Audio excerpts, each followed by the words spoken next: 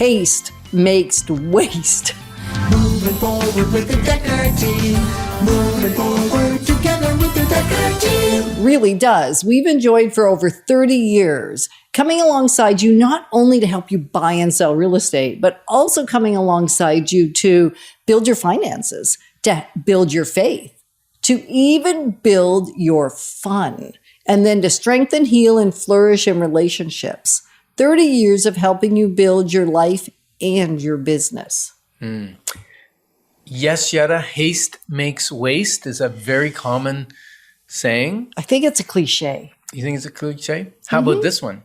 Opportunity waits for no man. I think that's another cliche. Really? And I think opportunity also waits for no woman. Oh, So- well, man, woman, same thing. It's neutral. It's gender neutral. Okay. So what we're going to learn in this episode is that the timing is crucial. Ken used this word, and I wasn't sure I liked it, but I think it sends a poignant point home. And that is what we want to do with opportunity or possibility is to Exploit it. exploit it. Yeah, so exploiting people is not a good thing. No. But exploiting an opportunity is, because, seize the opportunity, that's so overused. Although it's a good thing to do. Yeah, but that's why I like the word exploit. Exploit the opportunity. It's a little picante. It is. And so we're going to share 3 ways or 3 things that you're going to want to do to seize, Oh, you used that word? Get that out of your to vocabulary. exploit the opportunity, to exploit the possibility. Number 1. Look for it. Do you remember that we read this book about squid eye and they went squid hunting and the newbie couldn't find any. None. And Because- the other people were finding tons. Because squids hide themselves. And unless you know what to look for, he called it squid eye. We had the same thing with sand dollars. We were walking the beach and people were finding all kinds of sand dollars. Buried And- into the wall Either of there sand. or also when they were On the flat on the beach. And we were looking for sand dollars. We were for like over an hour and we found 0. Zilch. None.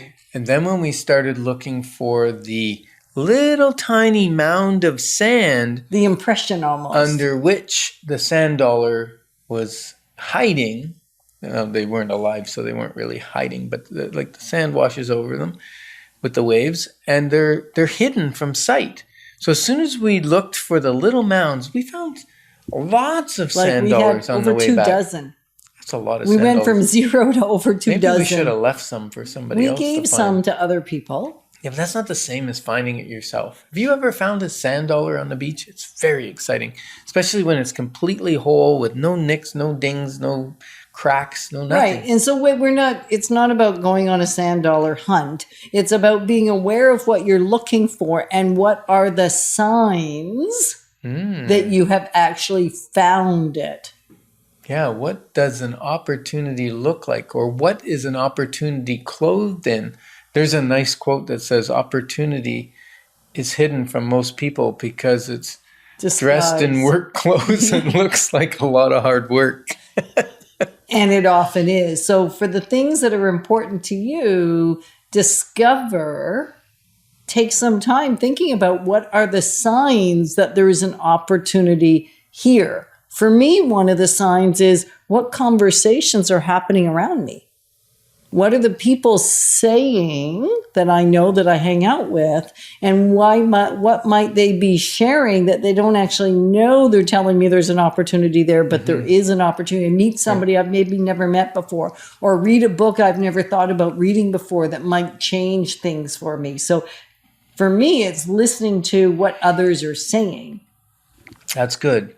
And for me, it's what other people are complaining about. Because where there's a complaint, there's an opportunity to meet a need or a desire or a want. And sometimes it's even in your own. Some of the best inventions came out of necessity. Right. Like, I don't know if you remember the story about the guys that created Airbnb.